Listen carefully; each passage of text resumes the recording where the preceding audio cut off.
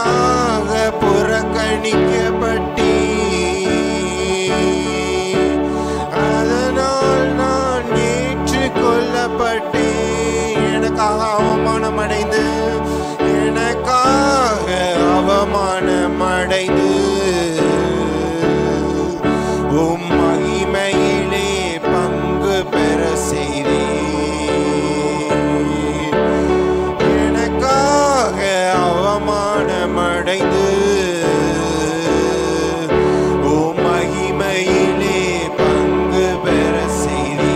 போதுமானவரே, போதுமானவரே, புதுமையானவரே, பாதுகாத்தவரே, பாவம் தீர்த்தவரே, போதுமானவரே, புதுமையானவரே, பாதுகாத்தவரே, என் பாவம் தீர்த்தவரே. எனக்காக தண்டிக்கப்பட்டீரே, அதனால் நான் மன்னிக்கப்பட்டேன். எனக்காக தண்டிக்கப்பட்டீரே,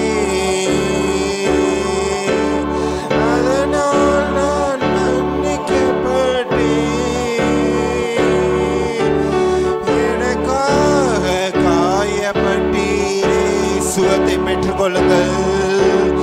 அதனால் நான் சுகம் பெற்றுக்கொண்டேன். எனக்காக காயப்பட்டீரே,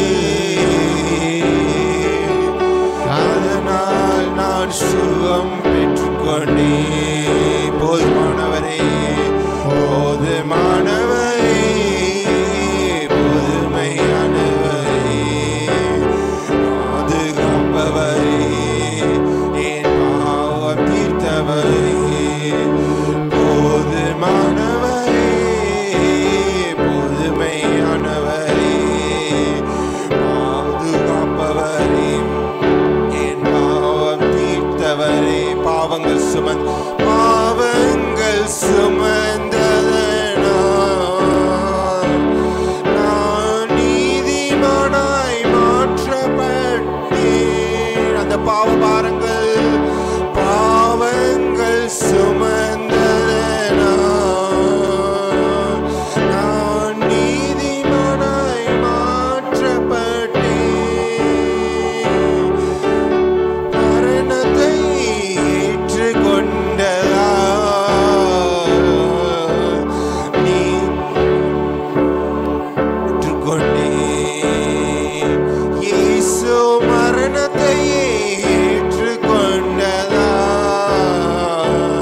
நித்திய ஜீவனை பெற்றுக்கொண்டேனையா. பெற்றுக்கொண்டீர்களா? போதுமானவரே, புதுமையானவரே, பாதுகாப்பவரே, என் பாவம் தீர்ப்பவரே, போதுமானவரே, புதுமையானவரே, பாதுகாப்பவரே, என் பாவம் தீர்த்தவரே. ஆராதனை, ஆராதனை, ஆராதனை, ஆயுளெல்லாம் ஆராதனை,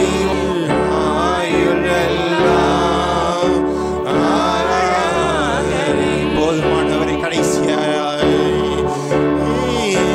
புதுமையானவரே, பாதுகாப்பவரே, என் பாவம் தீர்த்தவரே. பாவம் தீர்த்தப்பட்டவர்கள் சொல்லுங்க. புதுமையானவரே, பாதுகாப்பவரே, என் பாவம் தீர்த்தவரே. போதுமானவரே, போதுமானவரே, புதுமையானவரே, பாதுகாப்பவரே, என் பாவம் தீர்த்தவரே. ஆராதனை, ஆராதனை, ஆயுளெல்லாம்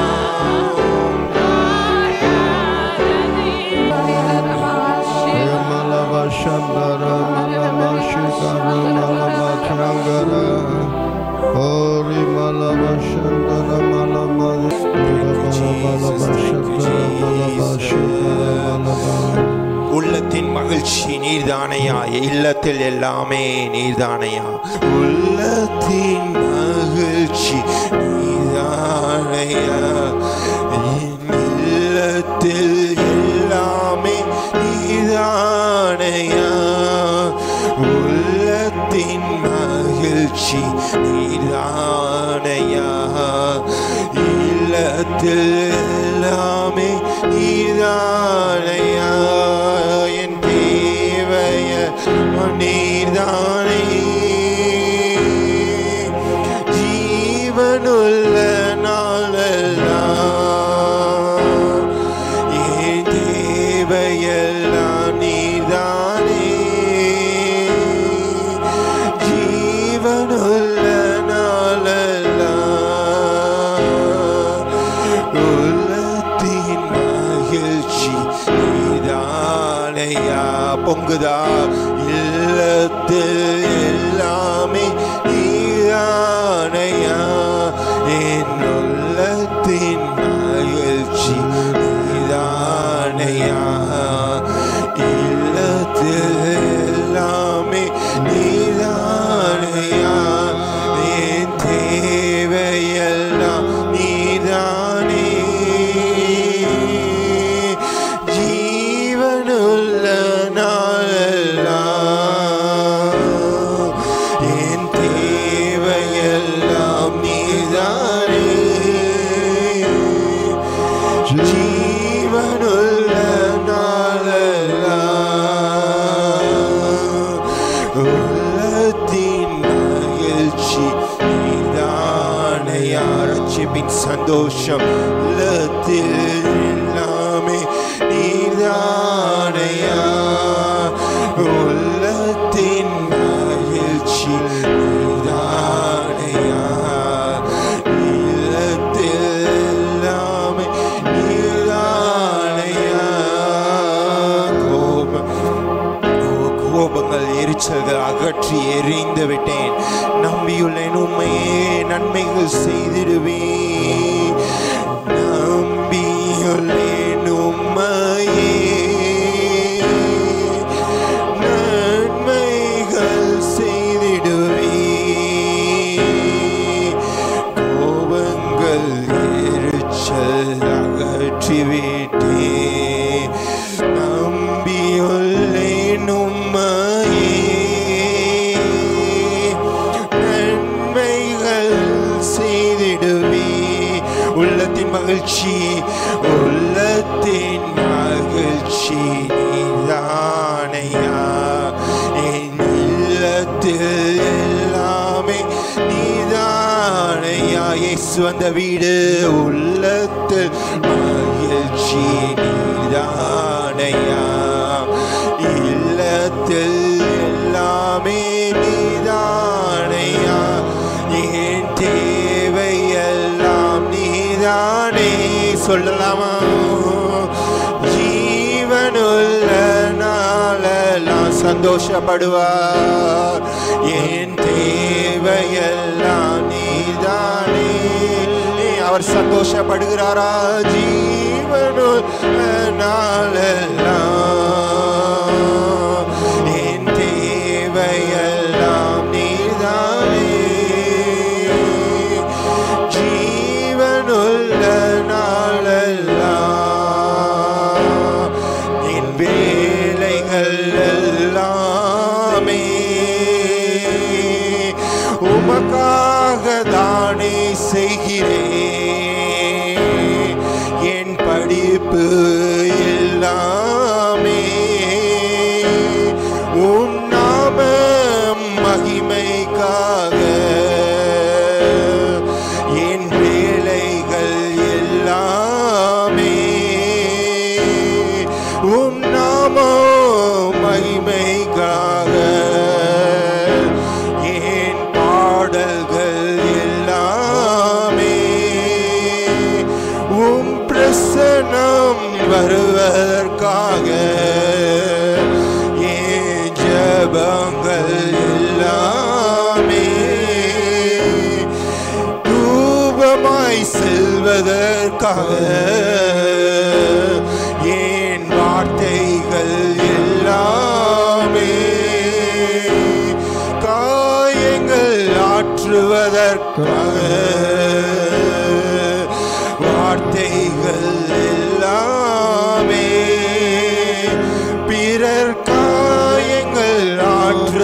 அதற்காக உள்ளத்தின் மகிழ்ச்சி நீதானையா. எங்கள் குடும்பத்தின் எல்லாமே நீதானையா. எங்கள் குட்டி குடும்பத்தின் உள்ளத்தின் மகிழ்ச்சி நீதானையா. பரலோகமாக மாறட்டும் எல்லாமே நீதானையா. என் தேவையெல்லாம் நீதானே. ஜீவனுள்ள நாளெல்லாம் என் தேவையெல்லாம் நீதானே. ஜீவனுள்ள நாளெல்லாம் நாங்கள் செய்கிற வீட்டு வேலையெல்லாம் உமக்காக தான். எல்லாவற்றையும் பிதாவின் ஸ்தோத்திரத்தோட இயேசுவின் நாமத்தில் செய்கிறோம். எங்கள் சமையல்கள் எல்லாமே இயேசுவின் நாமத்தில் செய்கிறோம். எங்க படிப்பு எல்லாமே இயேசுவின் நாமத்தில் செய்கிறோம். எங்க வேலைகள் எல்லாமே உம்மை கணம் பண்ணி தினம் செய்கிறோம். எங்கள் வேலைகள் எல்லாமே இயேசுவை முன்வைத்து தினம் செய்கிறோம். ஹல்லேலூயா. என்னை தருகிறேன் உம் கரத்தில், என்னை படைக்கிறேன். அந்த சிறு பையனை போல் உம் பாதத்தில் என்னை தருகிறேன் உம் கரத்தில், என்னை படைக்கிறேன் உம் பாதத்தில். உருவாக்குமே என்னை, உருவாக்குமே உருவாக்குமே என்னை, உருவாக்குமே. என்னை தருகிறேன் உம் கையில், என்னை தருகிறேன்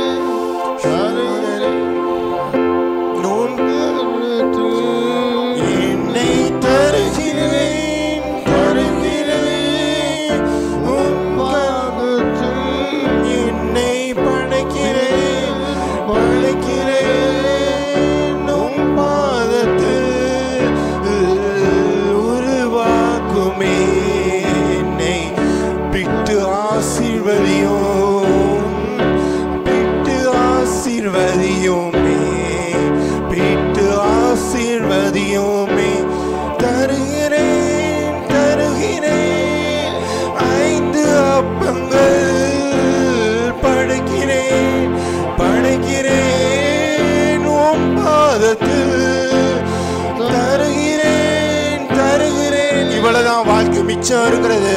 தருகிறேன், படைக்கிறேன் உம் பாதத்தில். ஒரு வாக்குமே இதை கொண்டு செய்ய முடியல செய்யுங்க. ஒரு வாக்குமே, ஒரு வாக்குமே, ஒரு வாக்குமே என்னை, ஒரு வாக்குமே புடமிடுமே என்னை, புடமிடுமே பண்படுத்துமே என்னை, பண்படுத்துமே புடமிடுமே என்னை, புடமிடுமே சுத்த பொன்னா என்னை புடமிடுமே. என்னை தருகிறேன் உம் கரத்தில், என்னை படைக்கிறேன் உம் பாதத்தில். தருகிறேன்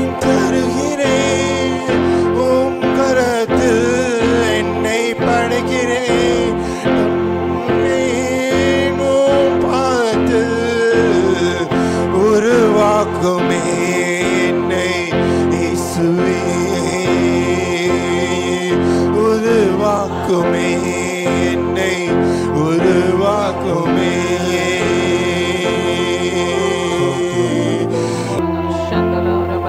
அமைதியாக கர்த்தரை ஆராதித்து கொண்டிருக்கிறீங்க. ஆண்டவரை ஆராதிக்க நான் தேவ மகிமையை, தேவ பிரசன்னத்தை நம்மால் உணர முடியும். அல்லேலூயா. நீங்கள் பாட்டு பாடும்பொழுது, ஆராதனை பாட்டு பாடும்போது தூங்குவதற்காக அல்ல, யாருமே தூங்கலை, பொதுவாக சொல்கிறேன், தூங்குவதற்காக அல்ல, தேவனோடு ஐக்கியப்படும்படிக்கு அந்த பாடலை பாடிக்கொண்டிருக்கிறீர்கள். உங்கள் ஆவி மனிதன் தேவனோடு ஐக்கியப்பட்டு கொண்டு இருக்கிறது. எத்தனை பேர் உள்ளான மனதில் தேவனோடு ஐக்கியப்பட்டு கொண்டு இருந்தீங்க? ஹல்லேலூயா. ஒரு நாள் இரவில் சுமார் மணி 2 மணி இருக்கும்னு நினைக்கிறேன், திடீர்னு விழிப்பு வந்தது. நான் உட்கார்ந்தேன், ஒன்றும் பாட்டு ஒன்றும் பாடலை, அப்படியே உட்கார்ந்து பார்த்துட்டே இருந்தேன். அப்படியே தேவ பிரசன்னம் அப்படியே இறங்கி வருகிறதை நான் உணர்கிறேன். அப்படியே பிரசன்னம் இறங்கி வந்தோடனே ஒரு பெரிய மகிமை. நான் நினச்சிட்டேன் இப்போவே பரலோகத்துக்கு போயிடுவோம் போல. அப்படி ஒரு பெரிய மகிமை. அந்த மகிமை வந்த உடனே ஒரு சத்தம், நான் உங்கள் நடுவில் இருக்கிறேன். இந்த சத்தம் கேட்டவுடனே என் உள்ள அவ்வளோ சந்தோஷப்பட்டது. பிரசன்னத்திலிருந்து அந்த வார்த்தை வெளிப்பட்டது என் உள்ளத்தில். அது இன்றைக்கும் ரீங்காரம் பண்ணி கொண்டு இருக்கிறது. ஏன் இதை சொல்லுகிறேன் என்றால், நான் அமைதியாக நான் ஆராதிக்கும் பொழுது தேவ மகிமை இறங்கி வருகிறது. அல்லேலூயா. தேவ பிரசன்னம் இறங்கி வரும். தேவ பிரசன்னம் வரும்பொழுது அந்த பிரசன்னத்திலிருந்து தேவன் தம்முடைய வார்த்தையை நமக்கு அருளுகிறார்.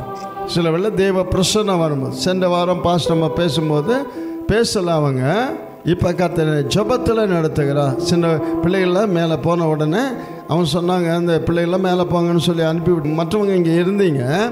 அப்பொழுது ஜெபத்தில் நடத்த கர்த்தர் சொல்கிறான்னு ஜெபம் பண்ணும் பொழுது பண்ணிகிட்டே இருக்கும்போது தீர்க்கதரிசன வார்த்தைகள் வெளியே வந்தது. எல்லாரும் கேட்டீங்க. அந்த தீர்க்கதரிசன வார்த்தைகள் வரும்பொழுது நீங்களும் சேர்ந்து என்ன செய்றீங்க? அப்படியே சத்தத்தை உயர்த்தி அந்த வார்த்தையை கேட்க முடியாதபடி செய்யக்கூடாது. உற்சாகம் வரும், ஆனால் என்ன கர்த்தர் சொல்கிறான்னு கவனமாக கேட்கணும், அமைதியாக கேட்கணும். கேட்டுட்டு உங்கள் மனசில் வைத்து அதை சிந்தித்து கர்த்தருக்கு ஸ்தோத்திரம் சொல்லணும். அல்லேலூயா. சொல்லிட்டு அப்படியே போகக்கூடாது, வீட்டில் போய் திங்க் பண்ணணும். என்ன கர்த்தர் பேசினார் இன்றைக்கி? தீர்க்கதரிசனமா? என்ன தீர்க்கதரிசிகளின் ஆவி தீர்க்கதரிசிகளுக்கு அடங்கி இருக்கிறது. பரிசுத்த ஆவியை பெற்றுக்கொண்டவங்க எல்லாருமே உங்கள் ஆவியில் நிரம்ப விட்டுட்டோன்னா நீங்கள் குதித்து ஆடி நடனமாடி, இதை ஒரு பாஸ்டர் சொல்கிற மாதிரி, பாயும் கிழிச்சு போடுவீங்க, சேரையும் உடைச்சி போடுவீங்க. அவ்வளவு பலன் வல்லமை எல்லாம் யாருக்குள்ளே இருக்குது? உங்களுக்குள்ளே இருக்குது. கர்த்தருக்குள்ளே இருக்கிறது சரி, உங்களுக்குள்ளே இருக்கிறது. பரிசுத்த ஆவியானவர் வல்லமையின் ஆவியானவன்னு எத்தனை பேர் சொல்கிறீங்க? அவருக்கு வல்லமை இருக்கா? முடவனை நடக்க பண்ணுவதற்கு, ஊமையனை பேச வைக்கிறதுக்கு, குருடனை பார்க்க வைக்கிறதுக்கு. பவுல் பேதுரு யோவானும் ஒரு ஆலயத்துக்கு போனானா முடவனை எழுப்பி நடன்னு அவன் நடந்துட்டானா. அல்லேலூயா. அத்தனை வல்லமையும் அவர்களுக்குள்ளே கர்த்தர் கொடுத்து வைத்திருந்தார். ஆனால் நமக்குள்ளே இருக்கிற பரிசுத்த ஆவியானவருக்கு அப்படி வல்லமை உங்களால் இவ்வளவு தான் சொல்ல முடியாது. சொல்லுங்க, எனக்குள் இருக்கிறவர் பெரியவர், உலகத்தில் இருக்கிறவனிலும் எனக்குள் இருக்கிறவர் பெரியவர். உங்களுக்குள்ள இருக்கிறாரா? தேடி பார்க்குறீங்களா இருக்கிறாரா இல்லையா அப்படின்னு? இப்போ நீங்கள் ஆராதிக்கிற தேவன் ஒன்றும் செய்ய இயலாதவர் அல்ல, எல்லாவற்றையும் செய்ய வல்லமையும் அதிகாரமும் உடையவர். ஹல்லேலூயா. ஏசாயா 12:1. அக்காலத்தில் நீ சொல்வது, கர்த்தாவே நான் உம்மை துதிப்பேன். அக்காலத்தில் நீங்கள் சொல்வது, கர்த்தரை துதியுங்கள். இங்கே இடத்துல பார்க்கும் பொழுது எக்காலத்தில், அக்காலத்தில் சொல்லியிருக்கு. எத்த காலத்தில்? இந்த ஏசாயன் புஸ்தகம் 11வது அதிகாரத்தில் போல் அக்காலத்தில்னு சொன்னால் இந்த 11வது இடத்துல இயேசு கிறிஸ்துவின் 1000 வருஷ அரசாட்சியின் காலம். அந்த காலத்தில் நீங்கள் பாடுகிற பாட்டு என்று சொல்லி 12ஆம் அதிகாரத்தில் ஏசாயா தீர்க்கதரிசனமாக சொல்கிறார். அப்பொழுதுதான் அக்காலத்தில் நீங்கள் சொல்லுவது கர்த்தரை துதியுங்கள், நான் வசனம் அவருடைய நாமத்தை 12ஆம் அதிகாரம் 4ஆம் வசனம் தொழுது கொள்ளுங்கள், அவருடைய செய்களை ஜனங்களுக்குள்ளே அறிவிங்கள், அவருடைய நாமம் உயர்ந்தது என்று பிரஸ்தாபம் பண்ணுங்கள். அது ஒரு சங்கீதம். எக்காலம் ஆண்டோடைய 1000 வருஷ அரசாட்சியின் காலத்தில். அப்போ பாட்டே வித்தியாசமாக இருக்கும். இந்த ஆண்டவர் அன்று மாத்திரமல்ல இன்றைக்கும் அவர் ஆளுகை செய்கிறார். அல்லேலூயா. அன்று ஆளுகை செய்கிறார். எப்படி ஆளுகை செய்கிறார்னா பகிரங்கமாக ஆளுகை செய்கிறார். இன்றைக்கு ஆண்டவர் ஆளுகை செய்கிறார்னா அவன் இன்றைக்கும் ஆளுகை செய்கிறார். இன்றைக்கு பகிரங்கமாக ஆளுகை செய்யல. இன்னைக்கு அவர் வெளியரங்கமாக வந்து ராஜாவா சிங்காசனத்தில் உட்கார்ந்து எல்லாரும் பார்க்கிற அளவுக்கு ஆண்டவர் உலகத்தில் இருக்கும்பொழுது சொன்னாங்க, இயேசுவர் ராஜாவாக்க நினைச்சாங்க. பிலாத்து கேட்டான், நீ ராஜாவா? ஆமாம், நான் யூதருக்கு ராஜா தான், என் ராஜ்யம் உலகத்துக்கு உரியது அல்ல, ஆனால் ராஜா தான். அப்படின்னால் இயேசுடைய பகிரங்கமான ஆட்சி இன்னும் வரவில்லை. ஆனால் ஆண்டு சொல்ல, நான் ராஜா தான், நான் ராஜா தான். பிலாத்து எழுதி வச்சான், இவர் யூதருக்கு ராஜா என்று எழுதி வச்சான் சிலுவையில். அப்போ இயேசு ராஜா தான், ஆனால் பகிரங்கமாக அவர் வரல. அவர் வரப்போறான்னு எத்தனை பேர் விசுவாசிக்கிறீங்க? அவர் 1000 வருஷம் அரசாள போறான்னு எத்தனை பேர் விசுவாசிக்கிறீங்க? அந்த ஆட்சியை குறித்து தான் 11ஆம் அதிகாரத்தில் எழுதப்பட்டிருக்கிறது. எத்தனை பேருக்கு? அதாவது இந்த உலகத்தை ஆண்ட ராஜாக்கள், உலகம் முழுவதையும் ஆண்ட ராஜாக்களில் எகிப்து தேசம் ஆண்டது, அசிரியா ராஜாக்கள் ஆண்டாங்க. பிற்பாடு பாபிலோன் ராஜாவாகிய நேபுகாத்நேசர் உலகத்தை முழுதும் ஆண்டான். அதற்கு பிற்பாடு மெதியா பேர்சியா ராஜாக்கள் ஆண்டார்கள். அதுக்கு பிற்பாடு கிரேக்க ராஜா அலெக்சாண்டர் த கிரேட் ஆண்டான். அதுக்கப்புறம் ரோம ராஜாக்கள் ஆண்டார்கள். இயேசு வாழ்ந்த காலத்தில் ரோம ராஜாக்கள் இந்த உலகத்தை ஆண்டார்கள். இது ஒரு பக்கம் இருக்க, இன்னொரு பக்கம் ஒரு ராஜரீகம் ஆளுகை செய்து கொண்டிருக்கிறது. வெளிப்படத்தில் 1:6 படிங்க. நம்முடைய பிதாவாகிய தேவனுக்கு முன்பாக நம்மை ராஜாக்களும் ஆசாரியர்களும் ஆக்கின என்று எழுதப்பட்டிருக்கிறது. 1 பேதுரு 2 அதிகாரம் 9 வசனம், நீங்களும் தெரிந்து கொள்ளப்பட்ட ராஜரீக கூட்டம், ராஜரீக ஆசாரிய கூட்டம். எத்தனை பேர் ராஜரீக ஆசாரிய கூட்டமாக இருக்கிறீங்க? இந்த சரித்திரத்துக்கு உள்ள தாவீதோடு கூட பேசின ஆண்டவர், செயல்பட்ட ஆண்டவரை அங்கே நான் பார்க்க முடியும். இந்த உலக ஆட்சி எல்லாம் முடிஞ்ச பிற்பாடு இயேசு ராஜாவின் ஆட்சி வரப்போகுது. ஹல்லேலூயா. நேபுகாத்நேச்சர் கண்ட சொப்பன அதுதான், பொன்னான ஒரு சிலை, நீர்தான் அந்த சிலை. உமக்கு பின்னால் வெள்ளியும் பொண்ணுமாகிய ஒரு ராஜ்யம் தோன்றும், அதுதான் மேதிய பர்சிய ராஜ்யம். அதற்கு பிற்பாடு வெண்கலம் போன்ற ஒரு ராஜ்யம் தோன்றும், அதுதான் கிரேக்க ராஜ்யம். அதற்கு பிற்பாடு இரும்பு போன்ற ஒரு ராஜ்யம் தோன்றும், அதுதான் ரோம ராஜ்யம். அதற்கு பிற்பாடு இரும்பும் களிமண்ணும் சேர்ந்த ஒரு ராஜ்யம் உலகத்தில் தோன்றும், அதுதான் களிமண்ணும் எறும்புமான ராஜ்யம். உங்களை தான் கர்த்தர் ராஜாக்களும் ஆசாரியரமாக மாற்றி இருக்கிறார். நீங்கள் தான் இரும்பான ராஜ்யம், களிமண் மற்ற ராஜ்யம் எல்லாம், மற்ற அரசாங்கம் எல்லாமே களிமண் தான். ஆனால் இரும்பு வல்லமை உள்ள ராஜ்யம் எது தெரியுமா? இயேசுவின் ராஜ்யம், இயேசுவின் பிள்ளைகள். நான் எக்ஸாம்பிள் சொல்கிறேன். ஆகாம்னு ஒரு ராஜா இருந்தார். அந்த ராஜாவின் நாட்களில் அந்த ராஜா தான் இஸ்ரவேல் தேசத்தை என்ன செய்தான்? ஆண்டு கொண்டு இருந்தான். அந்த இஸ்ரவேல் தேசத்தை ஆண்டு கொண்டு இருக்கும் பொழுது அங்கே ஒரு தேவன மனுஷன் இருந்தான். அவன் பேர் ஏலியா. என்ன ஆளுகை முழுதும் ஆகாபின் கையில் தான் இருக்குது. அவன் தான் தேசத்தை ஆளுகை செய்து கொண்டு இருக்கிறான். அந்த எலியா பயப்படலை. எலியாவை கர்த்தர் அவன் கைக்கு தப்புவிச்சு அவனுக்கு சாப்பாடை கொடுத்து, காகத்தை கொண்டு வந்து இறைச்சி அப்பத்தையும் கொடுத்து, ஒரு ஆற்றங்கரையில் உட்கார வச்சு நல்லா சாப்பிட்டுட்டு ஜோமனிட்டின்னு விட்டுட்டார். அல்லேலூயா. அவன் என்ன பண்ணிட்டான்? 3 வருஷம் கொஞ்ச நாளே ஆற்றங்கரில் உட்காந்தான். கொஞ்ச நாள் விதவின் வீட்டுக்கு போனான். அவனுக்கு ஒழுங்காக சாப்பாடை கொடுத்துட்டே இருந்தான். நல்லா சாப்பிட்டுருங்க. எத்தனை பேர் ஒழுங்காக சாப்பிட்டுட்டே இருக்கீங்க? உங்களுக்கு ஒரு அப்போ தண்ணி உங்களுக்கு கிடச்சிக்கிட்டே இருக்கா? அல்லேலூயா. ஸ்தோத்திரம் சொல்லிக்கிட்டு சாப்பிட்டுட்டே இருக்காதீங்க. நல்ல ஜெபம் பண்ணுங்க, நல்ல கர்த்தரை தேடுங்க, ஆண்டவரோடு ஐக்கியப்பட்டு கொண்டே இருங்க. இந்த எலியா அப்படி தேவனோடு ஐக்கியப்பட்டு கொண்டிருந்தான். அப்படி ஜெபம் பண்ணி கொண்டிருந்த எலியாவை வெளியே கொண்டு வந்தார். நல்ல தேவனோடு ஐக்கியப்பட்டு ஜெபம் பண்ணி கொண்டிருக்கிற ஒரு தேவனுடைய பிள்ளையை வெளியே கொண்டு வர போறாரு. அல்லேலூயா. இப்போ எலியா வெளியே வந்தான். கர்த்தர் சொன்ன, எலியா இப்பொழுது நீ ஆகாபுக்கு உன்னை காண்பி என்று சொன்னான். அவன் வந்தான், வெளியே வந்தான். எலியாவை பார்த்தோன்னே ஆகாபுக்கு என்ன வந்துச்சு? கோபம். ஏன்னா தேசத்தில் 3 வருஷம் பஞ்சம் இல்லையா? இந்த பஞ்சத்துக்கு காரணம் யாரு? எலியான்னு சொல்லி அவன் மேலே கோவப்படுறான். எலியா மேலே கோவப்பட்ட எலியா யார்கிட்ட சொன்னான்? நீ தான், உன் தகப்பன் வீட்டர் தான், நீ செஞ்ச அக்கிரமம் தான், பாவம் தான் இந்த தேசத்துக்கு நியாய தீர்ப்பை கொண்டு வந்தது அப்படின்னு எலியா சொல்லிட்டு அவன் சும்மா விடலை. அவன் உன் தீர்க்கதரிசியெல்லாம் கூப்பிட்டு வான்னு சொல்லி அவங்களெல்லாம் கூப்பிட்டு வந்த பிற்பாடு உங்களுக்கு தெரியும், அவன் ஜெபம் பண்ணினா வானத்திலிருந்து அக்கினி இறங்கி கர்த்தரே தெய்வம் என்பதை கர்த்தர் நிரூபிச்சிட்டாரு.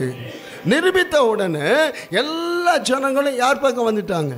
கர்த்தர் பக்கம் வந்தான். இப்போ எலியா சொல்றது எல்லாம் தான் நடக்குது. ஆமே, போ, மழையை கர்த்தர் கட்டளையிடுவான்னு கட்டளையிட்டுட்டாரு மழையை. ஆகாபு ஓடி போனால் அவன் ஓடி போகிறான். ஏன்னா ஆண்டவர் எலியாவின் மூலமாய் செயல்படுகிறதை நாம் பார்க்கிறோம். அதற்காகத்தான் ஒரு கூட்ட மக்களை ராஜாக்களும் ஆசாரியர்களுமாய் கர்த்தர் தெரிந்தெடுத்து அவங்கள வொர்ஷிப் பண்ண வச்சு, ஆராதிக்க வச்சு, பாட வச்சு, துதிக்க வச்சு, ஜெபிக்க வச்சு கர்த்தர் மறைமுகமாய் செயல்பட்டு கொண்டு வருகிறார். ஹல்லேலூயா. இவங்க அதை செய்ய செய்ய செய்ய இவங்களுக்கு கொண்டு தான் கர்த்தர் பகிரங்கமா வெளியரங்கமா செயல்பட போறார். ஆமே. அதற்காக ஒரு அரசாங்கம் இங்க ரெடி ஆயிட்டே இருக்குது. இந்த அரசாங்கம் தான், இந்த ராஜாக்களும் ஆசாரியர்களும் தான் இன்னைக்கு அந்தரங்கமா செயல்பட்டு கொண்டு இருக்கிறார்கள். இந்த பாருங்க, உலகம் அங்கும் போய் தேவட மனுஷர்கள் ஆங்காங்கே ஜெப கூட்டங்களை ஏற்படுத்தி ஜெபம் பண்றாங்க. எதுக்காக? எழுப்புதலுக்காக. எழுப்புதல்னா என்ன தெரியுமா? தேசம் கர்த்தர் பக்கமாய் திரும்புவதுதான் எழுப்புதல். இந்த தேசத்தை எழுப்புதலை கொண்டு வருவதற்கு, ஆளுகை தேவனுடைய ஆட்சியை கொண்டு வருவதற்கு தேவனால் ஏற்படுத்தப்பட்ட தேவ ஜனங்கள் இன்றைக்கு இந்த பூமியிலே இருக்கிறார்கள். எலியா அமைதியா இருந்தான். ஒரு நாள் கர்த்தர் சொன்னாரு, போ காமியன். அவன் ஆகாபுக்கு காண்பிச்சான். நடந்தது என்னன்னு தெரியுமா? தேவன் அவர் மூலமா செயல்பட்டான். செயல்பட்டோன்னு யாருக்கு எரிச்சல் வந்துச்சு? ஆகாபுக்கு. யெசபேலுக்கு தான் ரொம்ப எரிச்சல். அவன் தானே ஜனங்களை பாவம் செய்ய வச்சு தூண்டி விட்டு ஜனங்களை தேவனுக்கு விரோதமாக, தேவனுடைய கட்டளைகளுக்கு விரோதமாக செயல்பட வச்சார் தான் யெசபேல் ராணி. அதனால அவளுக்கு எரிச்சல் வந்துச்சு. தேவன் எழும்பி அற்புத அடையாளங்களை எல்லாம் செய்து தேசத்தை கர்த்தர் பக்கமாய் திருப்பும் பொழுது அநேக பிசாசின் பிள்ளைகள் எரிச்சல் அடைவார்கள். அல்லேலூயா. எரிச்சல் அடைஞ்ச உடனே எலியாவுக்கு கொஞ்சம் பயம் பிடிச்சிருச்சு. இன்னைக்கும் அமைதி ஆராதிக்கிறீங்க, அற்புத அடையாளங்கள் நடைபெறும், தேசம் தேவனுடைய ஜனங்களுக்கு விரோதமாக எழும்பும். எழும்பும்போது என்ன பிடிக்கும் உங்களுக்கு? பயம் இருக்க கூடாது. பயம் வருமா? சில வேளை பயம் வரலாம். யோசபாத்துக்கு விரோதமா அம்மோன் புத்திர மோபாபிய சேயீர் மலை தேசத்தார் திடீர்னு வந்தாங்க. யோசபாத் என்ன செஞ்சிட்டான்? பயந்து கர்த்தரை தேட எல்லா ஜனங்களையும் தூண்டிவிட்டு எல்லாரும் உபவாசம் இருந்து ஜெபித்த உடனே ஒரு மனுஷன் மூலமாய் கர்த்தர் செய்ய போகிறத பேசி, இந்த யுத்தம் உங்களுடையது அல்ல கர்த்தருடையதுன்னு சொல்லி கர்த்தர் பேசி, உடனே யோசபாத்து ஜனங்களும் அந்த வார்த்தைக்கு கீழ்ப்படிந்து எல்லாரும் சேர்ந்து ஆலோசிச்சுட்டு கர்த்தரை துதிக்கவும் பாடவும் செய்த பொழுது எதிரிகள் வீழ்த்தப்பட்டார்கள். ஹல்லேலூயா. ஜெயம் யாருக்குரியது? கர்த்தருக்குரியது. இப்போ எலியா கர்த்தருடைய மனுஷன். இப்போ பயந்த உடனே அவன் என்ன செய்துட்டான்னா சூரச்செடிகளை போய் படுக்க ஆரம்பிச்சான். என்ன சோர்வு பாருங்க, எதிர்ப்பு. கர்த்தருடைய ராஜா யாரு? எலியா. பாருங்க, உலக ராஜா எந்த ராஜாவையும் ஆண்டவர் அபிஷேகம் பண்ணி ராஜாவாக ஏற்படுத்தலை. ஆனால் தேவனுடைய ராஜாக்களை கர்த்தர் ராஜரிக அபிஷேகத்தை கொடுத்து ராஜாவாக நியமித்தார். எத்தனை புரியுது? சவுல் ராஜாவை நியமிக்கிறதுக்கு சாமுவேல் தைல கொப்பியை வச்சு இவன் ராஜா என்று சொல்லி அபிஷேகம் பண்ணினான். அதற்கு பிற்பாடு தாவீதை கர்த்தர் ஏற்படுத்தும் பொழுது தைல கொம்பை அவன் தலையின் மேல் வார்த்து இவன் இஸ்ரவேலுக்கு ராஜா என்று அபிஷேகம் பண்ணினான். தாவீது, சவுல் எல்லாம், இன்னும் சிலர் யெகூவு, இன்னும் சில ராஜாக்கள்லாம் அவங்க தேவனால அபிஷேகம் பண்ணப்பட்டு ராஜாக்களாக நியமிக்கப்பட்டார்கள். அந்த காலத்தில் பெலிஸ்தியர்கள் இன்னும் எத்தனையோ ஜாதியாக இருந்தாங்க, அவங்களுக்கு ராஜா இருந்தாங்க. அவங்களெல்லாம் போய் கர்த்தர் அபிஷேகம் பண்ண யாரையும் அனுப்பலை. இத்தனை பேர் அபிஷேகம் பண்ணப்பட்ட ராஜாக்களாக இருக்கிறீங்க சொல்லுங்க. இவங்க தலை மேலே என்ன இருக்கிறது? தேவனுடைய அபிஷேகம் இருக்கிறது. அல்லேலூயா. அதனால நீங்க தாவீதை போல நம்ம எல்லாம் கர்த்தர் அபிஷேகித்து ராஜாக்களாக ஆசாரியர்களாக நியமிச்சிருக்கிறாரு. நினைக்கிறீங்களா? அவனுக்கு அபிஷேகம் இல்லை, எனக்கு அபிஷேகம் இருக்கிறது. ஆமென். அப்போ அந்த அபிஷேகம் நம்மை நடத்தும். இப்போ எலியாவின் மேலே தேவனுடைய கரம் இருந்தது பாருங்க. எலியா வெளியே வந்துட்டான், ஆகாபை பற்றி பேசினான். ஆகாபுக்கு முன்னாலேயே கர்த்தரே தேவன் என்பது ஜனங்கள் எல்லாரும் வழிபடியா சொல்லுகிற அளவுக்கு கர்த்தர் எலியாவை கொண்டு கிரியை செய்தார். அதே ஆண்டவர் இன்றும் நம்மை கொண்டு கிரியை செய்ய போகிறார். தேவனுடைய மனுஷர்களை, தேவனுடைய ஊழியர்களை எழுப்பி வல்லமையா பயன்படுத்தி தேசத்தில் கர்த்தரே தேவன் என்பதை நிரூபிக்க போகிறார். அப்போ எதிர்ப்பும் வரும். சிலர் எலியாவை போல என்ன பண்ணுவாங்க? சோர்ந்து போவாங்க. ஆனால் இந்த அபிஷேகம் எலியாவின் மேலே இருக்கிறது. எலியா தேவனால் நியமிக்கப்பட்ட தேவ மனுஷன். அதனால கர்த்தர் எலியாவை விடவில்லை. அல்லேலூயா, ஹல்லேலூயா. சோர்ந்து போனாலும் கூட எலியாவை என்ன செய்தார்? கர்த்தர் தட்டி எழுப்பிட்டார். நேரடியாக கூட வந்தார். கடைசியில் முதல்ல தூதனை அனுப்பினா, சில தூதர் இன்னும் ஊழியக்காரரை அனுப்புவார். அதற்கு பிற்பாடு எலியாவை தேடி கர்த்தரே வந்துட்டார். எலியா, இங்கே உனக்கு என்ன காரியம்? எலியாவை எழுப்பி தேவ வல்லமையை கொடுத்து மறுபடியும் எலியா செய்ய வேண்டிய வேலை எல்லாவற்றையும் செய்து முடிக்கும் அளவும் கர்த்தர் எலியாவை விடவில்லை. ஹல்லேலூயா. அப்படிதான் சோர்ந்து போகிற ஒரு ராஜாவாகிய உன்னையும் கர்த்தர் தட்டி எழுப்புவார். கர்த்தர் உன்னை விட்டு விலக மாட்டார், உன்னை கைவிடவும் மாட்டார். அல்லேலூயா. எலியாவை எழுப்பின உடனே எலியா எழும்பிட்டான். மறுபடியும் அதை போன்றே வானத்தின் அக்கினியை இறக்கினான், எதிரிய வீழ்ச்சிட்டான். கடைசி வரையில் அவன் வேலையெல்லாம் செய்து முடிச்சுட்டு அக்கினி ரதமும் அக்கினி குதிரையும் வந்து ஏலியாவை வானத்திற்கு எடுத்துக்கொண்டது. இதுதான் உங்கள் வாழ்க்கையில் நடக்க போகுது. கடைசியாக தேவாதி தேவன் இறங்கி வருவார். இமை பொழுதுல மர்வமாவீங்க, பரலோகத்துக்கு எடுத்துக்கொள்ளப்படுவீர்கள். அல்லேலூயா. அதற்காக கர்த்தர் உங்களை ராஜாக்களும் ஆசாரியர்களுமா வைத்திருக்கிறார். சிலரை கர்த்தர் முக்கியமாக எடுத்து பயன்படுத்தி கொண்டிருக்கிறார். நாள் ஒன்று வருகிறது, ஒரு பேதுரு அல்ல, ஒரு யோவான் அல்ல, எல்லாரும் தேவனால் பயன்படுத்தப்படுவார்கள். அல்லேலூயா. அவங்க படுவதனால தேசம் அசைக்க அசைக்கப்படும், தேசம் அசைக்கப்படும். அதற்காக தான் உங்களை தெரிந்து கொண்டு இங்க பாட வச்சிருக்கிறாரு, துதிக்க வச்சிருக்கிறாரு, ஆராதிக்க வச்சிருக்கிறாரு, ஜெபிக்க வச்சிருக்கிறாரு. எலியா தூங்கிட்டே இருக்கல, நல்ல செய்யுங்க, நல்ல கர்த்தர் வருமானத்தை கொடுக்கிறாரு, நல்லா சாப்பிட்டுட்டு கர்த்தரை நல்ல ஆராதிங்க, கர்த்தரை துதியுங்க. உன் பலத்தின் மேல் பலனை பெற்றுக்கொள்ளுங்க, கிருபையின் மேல் கிருபையை பெற்றுக்கொள்ளுங்க. எல்லாத்தையும் பயன்படுத்துகிறதுக்கு ரெடியா இருங்க. கர்த்தர் கிரியை செய்வார். நாளை தினத்தை குறித்து உனக்கு தெரியாது, கர்த்தருக்கு தெரியும். ஏற்கனவே அவர் எல்லாவற்றையும் நியமித்து விட்டார். இனி புதுசா ஒன்றும் செய்ய வேண்டியதில்லை. எல்லாத்தையும் அதன் காலங்களை கர்த்தர் நேர்த்தியாய் செய்து இருக்கிறார். பரிசுத்த ஆவியா வாக்குத்தத்தம் பண்ணப்பட்டிருக்கிறது. அவர் வருவார்னு சொன்னாரு. சீசர்கள் பார்த்து உட்கார்ந்து ஜெபம் பண்ணாங்க. பரிசுத்த ஆவியானவர் வந்தார். பிற்பாடு நான் மாம்சமான யாவர் மேலே என் ஆவியை ஊற்றுவேன் அப்படின்னு கர்த்தர் சொல்லியிருக்கிறாரு. அது எழுதியே வச்சுட்டாரு. இது பின்மாறி காலத்து மழைக்காக வேண்டிக் கொள்ளுங்க, அந்த மழை வரும் அப்படின்ட்டாரு. அல்லேலூயா.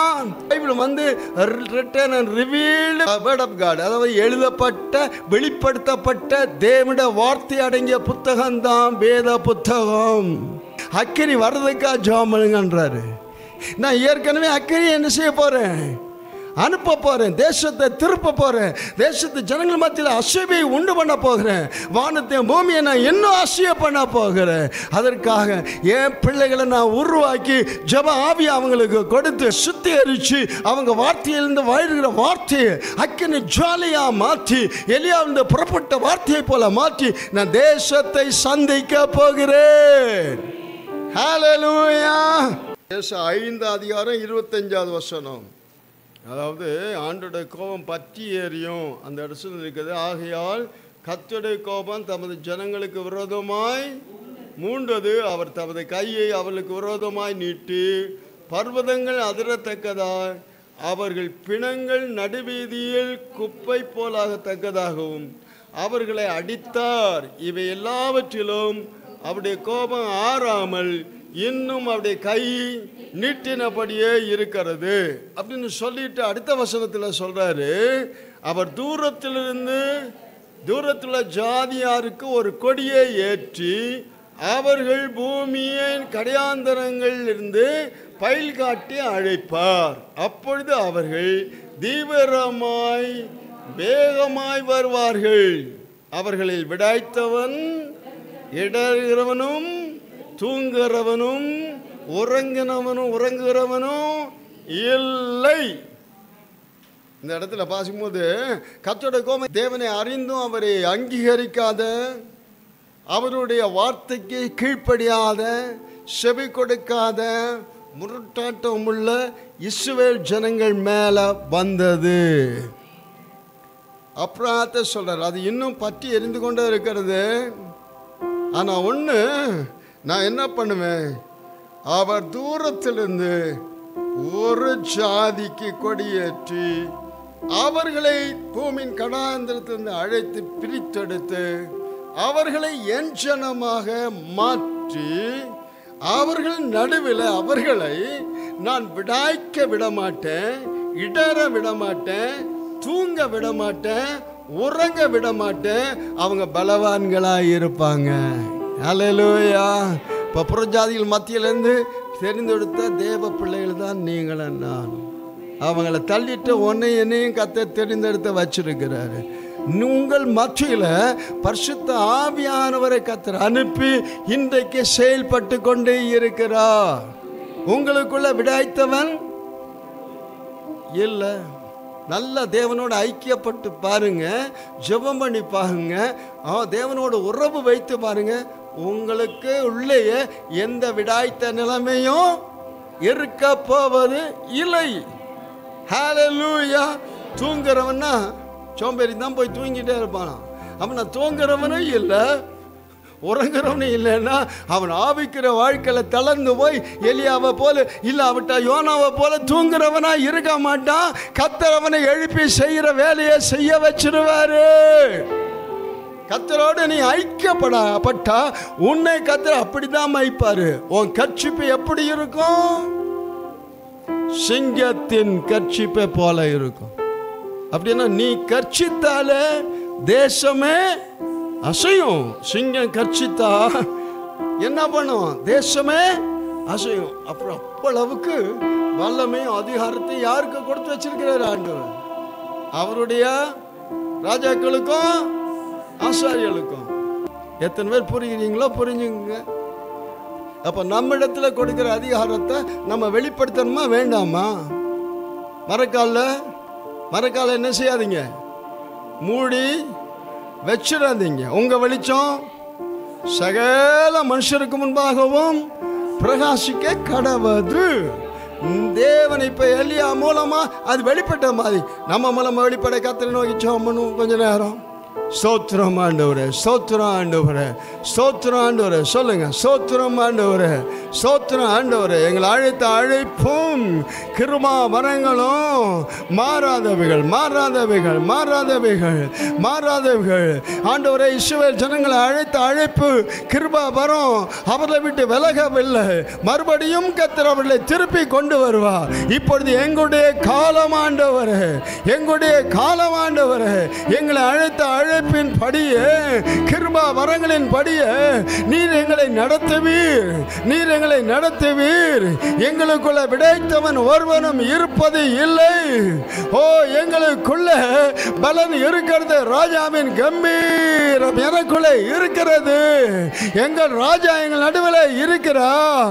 எங்கள் ராஜாவோடு நாங்கள் இணைந்து இருக்கிறோம். நாங்கள் எழும்புவோம், நாங்கள் செயல் வீரர்களாய் மாறுவோம். எங்கள் தேசம் கர்த்தர் பக்கமாய் திரும்பும். ஜனங்கள் கர்த்தர் பக்கமாய் திரும்புவார்கள். கர்த்தர் தேசத்தை அசைப்பா, கர்த்தர் பட்டணங்களை அசைப்பா.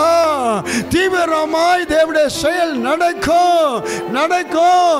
கர்த்தர் கிரியை செய்ய போகிறார். அதற்காக அவர் என்னை தெரிந்து கொண்டார். வாக்கு மாறாதவர், வாக்கு மாறாதவர், வாக்கு மாறாதவர், வாக்குத்தத்தத்தில் உண்மை உள்ளவர். அப்படியே அவர் செய்வாராக. நம்ம அவருக்கு முன்னால் ராஜாக்களாக ஆசாரியர்களாக இருக்கிறோம். நம்ம அவரோடு கூட ஆளுகை செய்ய போகிறோம்.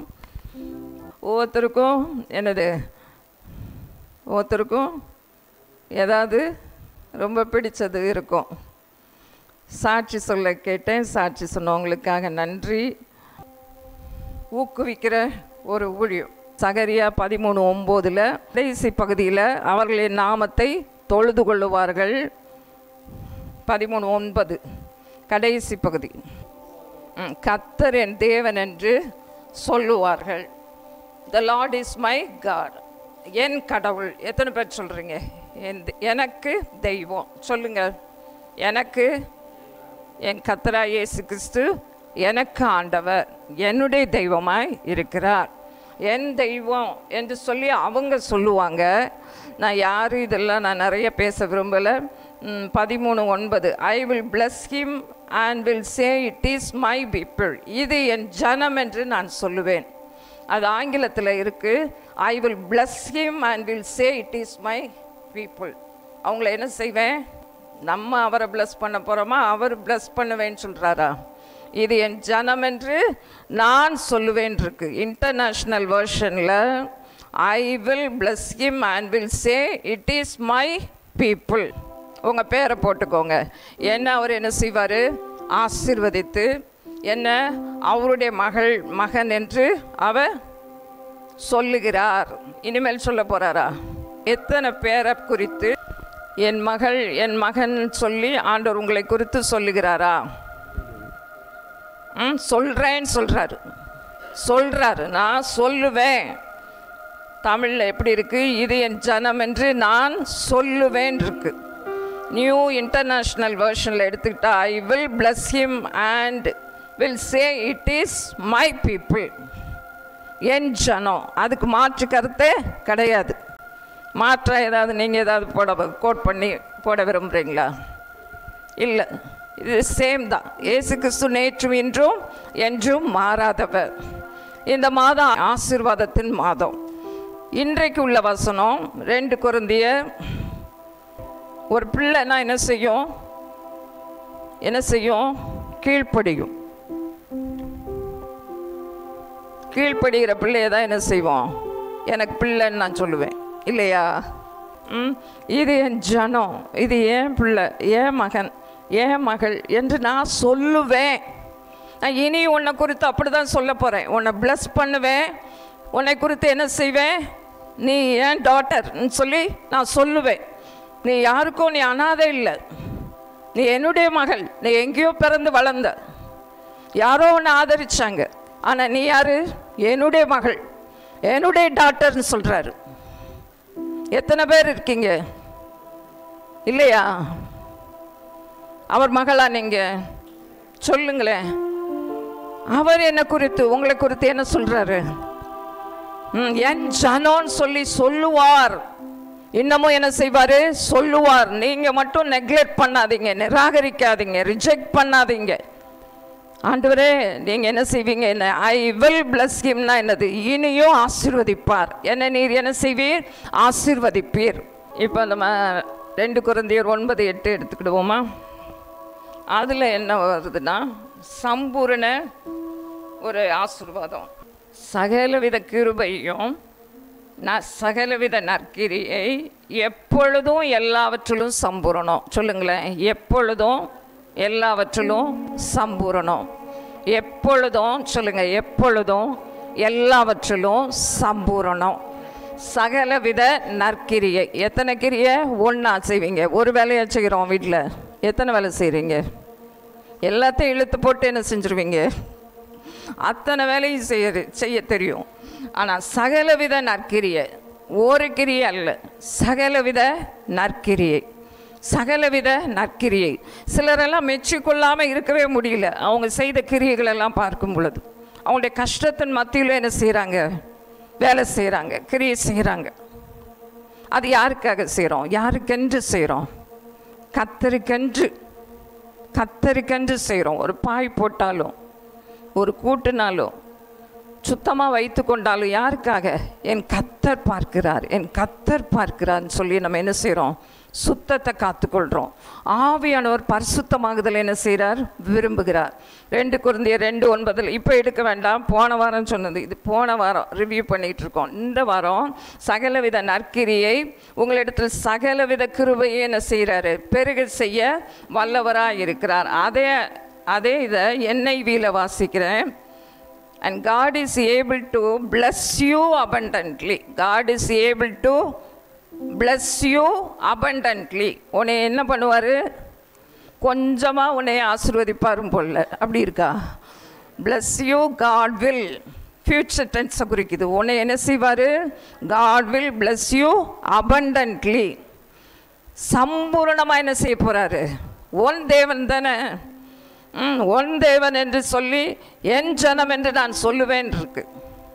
God will bless you abundantly. 2 கொரிந்தியர் 9:8 அதில் தானே இருக்கீங்க.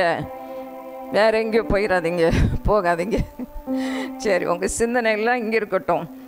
அவர் என்ன செய்வார்? உங்களை அபரிமிதமாக, சம்பூரணமாக, தமிழில் என்ன இருக்குது? சம்பூர்ணமுடையவர்களாக எப்பொழுது எல்லாவற்றிலும். so that சகலவித நற்கிரியை, so that in all things at all times. எப்படினாலும் நம்ம என்ன செய்கிறோம்? கற்றுக்கொள்கிறோம். God will bless you abundantly so that in all things at all times. மறந்து தான் போவீங்க. ஒரு தடவை கேட்டுட்டு இருக்கும்போதே எழுதணும்.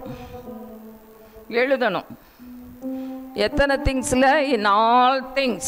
சொல்லுங்க. in all things. எல்லா காரியத்திலும். சொல்லுங்க. எல்லா காரியத்திலும். தமிழும் சொல்கிறேன். in all things. எந்த நேரத்தில் மட்டும்? அதிகாலை நேரம் மட்டுமா? at all times. எல்லா நேரத்திலும், எல்லா காரியத்திலும் என்னை சம்பூரணமாக என்ன செய்வார்? பிளஸ் பண்ணுவார். நான் அவருடைய மகளாக இருக்கிறதுனால. அப்படி தானே? அவர் என் ஜனம் என்று என்ன செய்கிறாரு? சொல்லுவாராம். ஐ வில் பிளஸ் ஹிம் சொல்கிறாரு. நான் உன்னை ஆசீர்வதிப்பேன்னு சொல்கிறாரு. ஆனால் அதில் என்ன வசனம் இருக்குது? தமிழில் என்ன இருக்குது? வாசித்தீங்க 13:9 கடைசி. அவர்கள் என் நாமத்தை தொழுது கொள்ளுவார்கள். இது நான் என் ஜனம் என்று சொல்லுவேன், கர்த்தர் என் தேவன் என்று அவர்கள் சொல்லுவார்கள். கர்த்தர் என் தேவன் என்று அவர்கள் சொல்லுவார்கள்.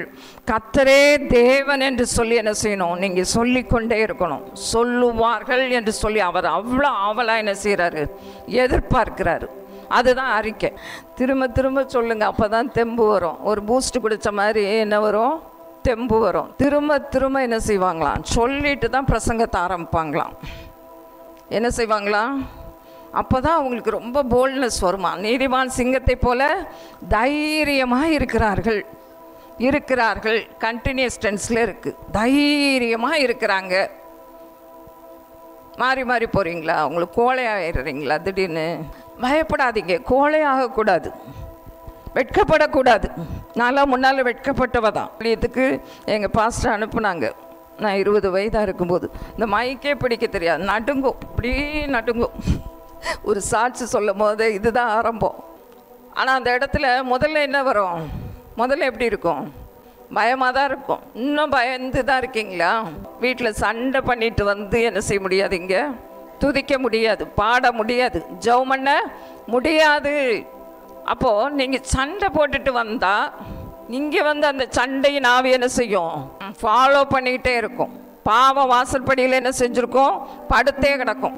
நீங்கள் வீட்டில் போனால் இன்னும் அந்த கோபம் வரும், அந்த ஆவி வரும். ஆனால் நன்மை கிருபையும் நமக்கு தொடரணும்னா என்ன செய்யணும்? அந்த சண்டை இருக்கக்கூடாது. அவருடைய இரத்தத்தினால கழுவப்பட்டு அவருக்கு முன்பாக ராஜாக்கள் ஆசாரியர்களாக இருக்கிறோம். வெளிப்படுத்தல் முதல் பகுதியை படித்து பாருங்க. 6வது வசனம் படிங்க. நம்மை கழுவி நம்முடைய தேவனுக்கு முன்பாக நம்மை ராஜாக்களும் ஆசாரியர்களும் ஆக்கின. என்னைக்கு ஆக்க போறாரு? ஆக்கினார் தானே இருக்கு. ஏற்கனவே ஆக்கி விட்டார். நான் ராஜா வீட்டு பிள்ளை இல்லை இப்படி சொன்னோன்னா அவரே ஐஸ்வர்ய சம்பனர். தொழுது கொள்றவங்களுக்கு அவர் ஐஸ்வர்ய சம்பனராக இருக்கிறாரா? எத்தனை பேருக்கு ஆசை நான் இந்த வீட்டார் பிள்ளை அல்லது ராஜாதி ராஜாவுடைய பிள்ளைன்னு சொல்ல தானே எவ்வளோ நமக்கு சந்தோஷமாக இருக்குது. நம்ம ராஜாதி ராஜாவுடைய பிரஜைகளாக இருக்கிறோம். அவருடைய ராஜ்யத்துக்கு உட்படுத்தப்பட்டிருக்கிறோம். ஒளி ராஜ்யத்திற்குள்ளே அவர் கொண்டு வந்திருக்கிறார். இருள் அங்கே கிடையாது. அவருடைய ராஜ்யத்துக்கு உட்படுத்தப்பட்டிருக்கிறோம். மற்ற அடிமைத்தன நுகம் கிடையாது. பாவத்தின் அடிமைத்தனம், அந்த ஸ்ட்ரெஸ், அந்த பாரம் கிடையாது. எத்தனையோ வேலைகள், உழைப்புகள் தான். நீங்கள் பயங்கர கடின உழைப்பாளிகள் தான், இல்லைன்னு சொல்ல முடியாது. ஆனால் அதன் மத்தியிலும் கூட நான் யார்? ராஜா வீட்டு பிள்ளை. உங்களுக்கு சிரிப்பே இல்லையா? எப்படியோ சேடு ஃபேஸ் வச்சு ராஜா வீட்டு பிள்ளைன்னா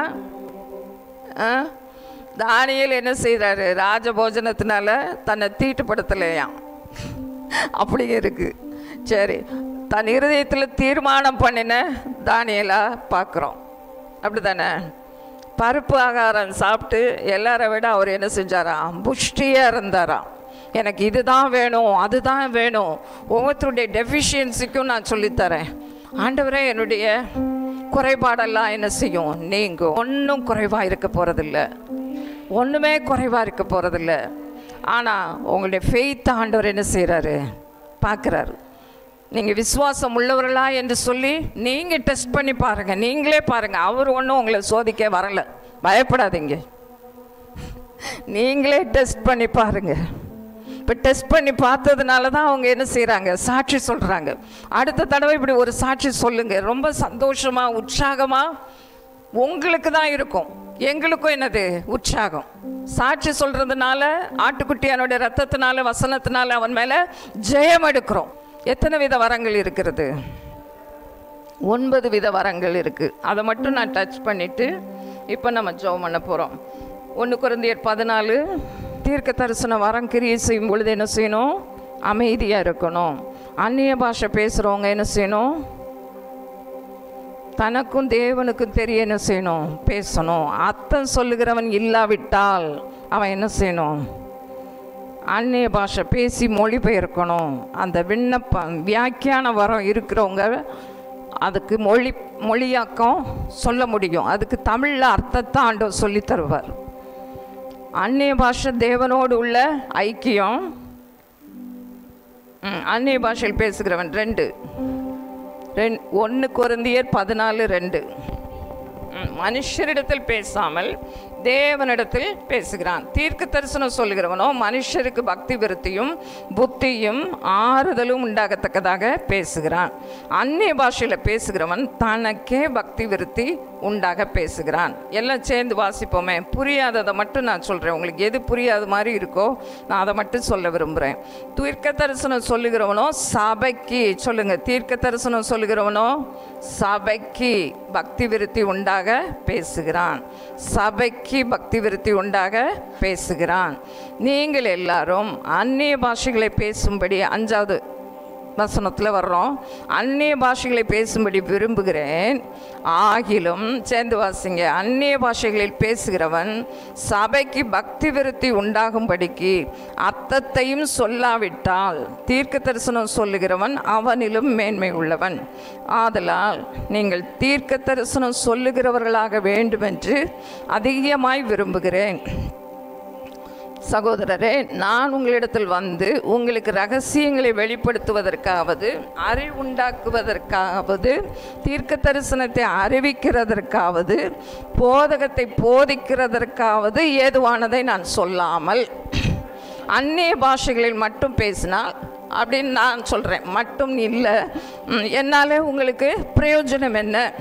அப்படியே புல்லாங்குழல், சுரமண்டலம் முதலாகிய சத்தமிடுகிற உயிரில்லாத வாத்தியங்கள் தொனிகளில் வித்தியாசம் காட்டாவிட்டால் குழலாலே ஊதப்படுகிறதும் சுரமண்டலத்தாலே வாசிக்கப்படுகிறதும் இன்னதென்று எப்படி தெரியும்? ஒவ்வொரு இன்ஸ்ட்ருமெண்ட்டும் ஒவ்வொரு தொனி வரும், ஒவ்வொரு இசை, அதை நம்ம கண்டுபிடிக்க முடியும். பேட் போட்டால் அது ஒரு சவுண்டு, அந்த கொட்டை அடிக்கும்போது நமக்கு வித்தியாசம் தெரியும். கீபோர்டு ப்ளே பண்ணும்போது தெரியும். யார் எலக்ட்ரிக்கல் அந்த கிட்டார் ப்ளே பண்ணுறாங்களோ தெரியும். நிறைய இன்ஸ்ட்ருமெண்ட்ஸ் வந்துச்சு. ஒவ்வொன்றும் துணியில் என்ன செய்யும்? வித்தியாசம் காட்டும். அதே போல் தான் வரங்களும். அந்நிய பாஷை மட்டும் பேசிகிட்டே போனால் என்ன பிரயோஜனம்? அதை மட்டும் பேசி சத்தம் போட்டுட்டிங்கன்னா என்ன செய்யாது? யாருக்குமே விளங்காது. அது பின்னால் இருக்கு பாருங்கள். தெளிவான பேச்சை நீங்கள் நாவினால் வசனியாவிட்டால் 9 இன்னதென்று எப்படி தெரியும்? ஆகாயத்தில் பேசுகிறவர்களாக இருப்பீர்களே. உலகத்தில் எத்தனையோ விதமான பாஷைகள் உண்டாயிருக்கிறது. அவைகளில் ஒன்றும் அர்த்தம் இல்லாதது அல்ல. ஆயினும் பாஷையின் கருத்தை நான் அறியாமல் இருந்தால் பேசுகிறவனுக்கு நான் அந்நியனாய் இருப்பேன், பேசுகிறவனும் எனக்கு அந்நியனாய் இருப்பான். நான் யார்கிட்டையாவது முன்னால் கண்ணை திறந்து வச்சுட்டு எனக்கு அந்நிய பாஷை தான் நிறையா வரும்னு சொல்லிட்டு பேசிக்கிட்டே இருந்தால் என்ன அர்த்தம்? நான் ஒரு ஸ்ட்ரேஞ்சர் மாதிரி, என்னை என்னன்னு நினைப்பாங்க? பின்னால் வருது. அடுத்து வாசிப்போம். ஆவிக்குரிய வரங்களை நாடுகிறவர்களானபடியால் சபைக்கு பக்தி விருத்தி உண்டாகத்தக்கதாக அவைகளில் தேரும்படி நாடுங்கள். அந்நிய பாஷையில் பேசுகிறவன் அதன் அர்த்தத்தையும் சொல்லத்தக்கதாக விண்ணப்பம் பண்ண கடவன். சரி, 16க்கு வந்துடுவோமா? ரொம்ப நேரம் ஆச்சு. இதில் ஆவியோடு கருத்தோடு தான் விண்ணப்பம் பண்ணணும். கருத்தோடு தான் என்ன செய்யணும்? பாடணும், ஜெபம் பண்ணுறது எல்லாமே ஆவியும் வேணும், கருத்தும் வேணும். 16 தான் முக்கியம். வாசிப்போம், சத்தமாக வாசிப்போம். இல்லாவிட்டால் ஒரு ஸ்தோத்திரம் பண்ணும்போது கல்லாதவன் உன் ஸ்தோத்திரத்திற்கு ஆமேன் என்று எப்படி சொல்லுவான்?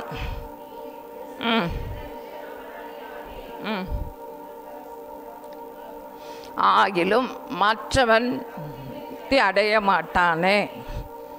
உன் ஸ்தோத்திரத்துக்கு ஒரு படிக்காதவனோ யாரோ வந்தா நீ பாட்டு ஸ்தோத்திரம் ஸ்தோத்திரம் ஸ்தோத்திரம் ஸ்தோத்திரம் மெக்கானிக்கலா ரோபாட் மாதிரி, புரியுதா? மற்றவங்களை உணர்த்தும் படிக்கு நான் கருத்தோடு 5 வார்த்தைகள் பேசுகிறது தான் அதிக விருப்பம்.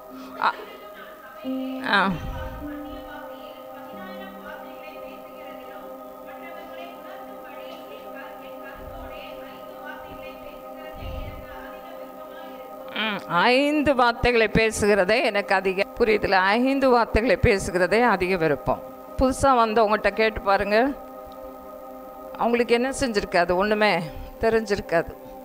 என்ன இவ்வளோ என்னமோ சொல்கிறாங்க, என்னமோ புரியலையே. புரியாத பாஷையிலே நம்ம அதிக நேரம் வீட்டில் தான் என்ன செய்யணும்? பேசணும். ஆனால் அவங்கள டிவியேட் ஆக்காமல் இருக்கணும்னு நான் சொல்லுவேன். புரியுதா? யாரையும் டிஸ்ட்ராக்ட் பண்ணாமல், திசை திருப்பாமல் நம்ம என்ன செய்யணும்? கவனமாக இருக்கணும். சரி, 12வது அதிகாரத்தில் இருக்குதுன்னு நினைக்கிறேன். அது பைத்தியம் பிடித்தவர்கள் இங்கே தான் இருக்குது. 23வது வசனம் மட்டும் வாசிட்டு ஜெபம் பண்ணுவோம். எழுவுங்க, நேரம் ஆயிடுச்சு. சபையார் எல்லாரும் ஏகமாய் கூடி வந்து எல்லாரும் அந்நிய பாஷைகளிலே பேசிக்கொள்ளும்போது கல்லாதவர்களாவது அவிசுவாசிகளாவது உள்ளே பிரவேசித்தால் அவர்கள் உங்களை பைத்தியம் பிடித்தவர்கள் என்பார்கள் அல்லவா? அப்போ அவிசுவாசி ஒருவன் எல்லாரும் தீர்க்க தரிசனம் சொல்லலாம், ஒருத்தர் 2 பேர் சொல்லலாம். ஆனால் கல்லாதவன் ஒருவன் உள்ளே பிரவேசித்தால் அவன் எல்லாராலும் உணர்த்துவிக்கப்பட்டும், சொல்லுங்கள், எல்லாராலும் உணர்த்துவிக்கப்பட்டும் எல்லாராலும் நிதானிக்கப்பட்டும் இருப்பான். அவனுடைய இருதயத்தின் அந்தரங்கங்களும் வெளியரங்கமாகும். அவன் முகம் குப்புற விழுந்து தேவனை பணிந்து கொண்டு தேவன் மெய்யாய் உங்களுக்குள்ளே இருக்கிறார் என்று அறிக்கையிடுவானாம். இந்த காரியம்தான் நடக்கணும். இந்த காரியம்தான் நடக்கணும். தெருவில் போகும் பொழுது எழுப்புதல்னு சொல்லி எழுப்புதலுக்காக ஜெபம் பண்ணுறோம். நல்லது. ஆண்டவரே இவங்கள ரட்சியும் அவங்கள ரட்சியும். ஆனால் ஒரு மனுஷன் என்ன செய்யணும்? அந்த வார்த்தை என்ன செய்யணும்? உன் காதில் விழும்படிக்கு நம்ம நன்றாய் பாடணும், நன்றாய் துதிக்கணும்.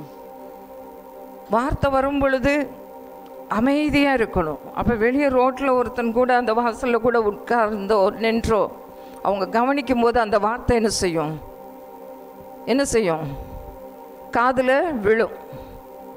இப்போ நம்ம காதே பிச்சு வலிக்கிற மாதிரி செவிடா போகிற மாதிரி நம்மளே கத்தணும்னா மற்றவங்க என்ன செய்யணும்? உணர்த்து வைக்கப்படணும். அடுத்து 12வது அதிகாரத்தில் இருக்குது வரங்கள். வரங்களில் வித்தியாசம் உண்டு. ஆவியான ஒருவர், ஊழியங்களில் வித்தியாசம், அதெல்லாம் இன்னொரு தடவை நம்ம படிப்போம். கிரியைகளில் வித்தியாசம் இருக்குது. எல்லாருக்குள்ளும் எல்லாவற்றையும் நடப்பிக்கிற தேவன் ஒரே ஒருத்தர் மட்டும்தான். ஒரு பைபிள் ஸ்டடியில் நான் கமெண்ட்ரியில் வாசிச்சுட்டு இருந்தேன். அந்த 9 வித ஒருவனுக்குன்னு இருக்குது. ஒருத்தனுக்கு மட்டும் ஞானம், ஒருத்தனுக்கு மட்டும் அறிவை உணர்த்தும் வசனம், ஒருத்தனுக்கு மட்டும் விசுவாசம் இல்லை. 9 வித வரங்களும் உண்டு. ஒவ்வொருத்தருக்கும் எத்தனை உண்டு? 9 வித வரங்களும் உண்டு. வேறொருவனுக்கு ஆங்கிலத்தில் படித்தா தான் தெளிவாக இருக்குது. சரி, நம்ம எழும்போமா? ஜெபம் பண்ணுவோம். விஷத்தின் பாதையில், உபத்திரவத்தின் பாதையில் நான் தெரிந்து கொண்டேன்னு சொல்கிறாரு. நம்ம சுத்த பொண்ணா விளங்குறதுக்கு யாக்கோபு 1:3-4 சொல்லுது, உங்களுடைய விசுவாசத்தின் பரீட்சை, ஃபெய்த் டெஸ்ட்ன்னு இருக்கு. அந்த ஃபெய்த் டெஸ்ட், ஓ ரபா ஹந்தலபா ஷந்தலபா, நீங்களே உங்களை சோதித்து பாருங்கள், விசுவாச ஆவி இருக்கான்னு சொல்லி. விசுவாசத்தின் ஆவியானவர் இருக்கிறாரா? விசுவாச வரத்தை கொடுத்துருக்கிறேன்னு சொல்கிறாரு. விசுவாச வரத்தை கொடுத்துருக்கிறார். குணமாக்கும் வரத்தை கொடுத்துருக்கிறார். அற்புதம் செய்யும் வரத்தை கொடுத்துருக்கிறார். ஒரு ரகான தார காலபா சந்தரபா ஹந்தலபா ரோபலகா சந்தலபா ஹந்தரபா ஷக்கலபா தேமரகாந்தலபா. வர இந்த நாட்களில் ஆண்டோர் புதிய பாஷைகளை ஊற்றி கொண்டு இருக்கிறேன்னு சொல்கிறாரு. நிறைய பேர் புதுசாக மாறிக்கொண்டு இருக்கிறீங்க. உங்களுடைய பாஷைகளில் வித்தியாசம் வந்து கொண்டு இருக்கிறது. எத்தனையோ இன்ஸ்ட்ருமெண்ட்ஸில் தோனிகளில் வித்தியாசம் இருக்கிறது மாதிரி ஒரு அபகாந்தலபா சந்தாரியா கலபா கிளபா. நீங்கள் ஆரம்பத்தில் வந்ததுக்கும் இப்போ ஒரு வித்தியாசத்தை நீங்கள் உணர்ந்து கொண்டு இருக்கிறீங்க. ஆண்டவர் உங்களை வரங்களால் அபிஷேகித்திருக்கிறார். இதை ரெகக்னைஸ் பண்ணி பாருங்கள்.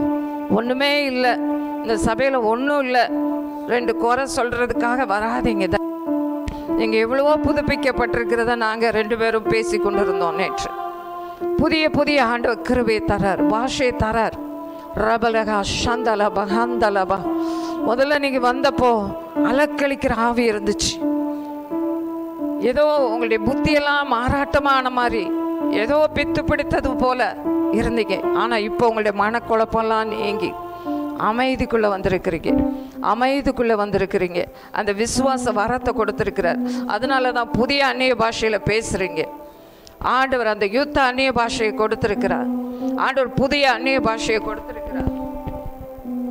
ஆண்டவர் அந்நிய பாஷை பேசும் பொழுது அதுக்கு அர்த்தத்தை கேளுங்க. உங்களுடைய பிள்ளைய நினச்சிட்டு நீங்கள் பேசுங்க. எதுக்காக நீங்கள் ஜெபம் பண்ணுறீங்களோ, அல்லது நீங்கள் ஆண்டவரோடு முதல்ல தனியாக பேசிடுங்க அந்நிய பாஷையில். ஏன்னா தேவனிடத்தில் ரகசியத்தை பேசுகிறான். அந்நிய பாஷை பேசுகிறவன் தேவனிடத்தில் ரகசியம் பேசுகிறான். தேவனிடத்தில் ரகசியம் பேசுகிறான், மனுஷனிடத்தில் அல்ல. தேவனுக்கும் எனக்கும் தெரியுதான் நான் பேசுகிறேன்.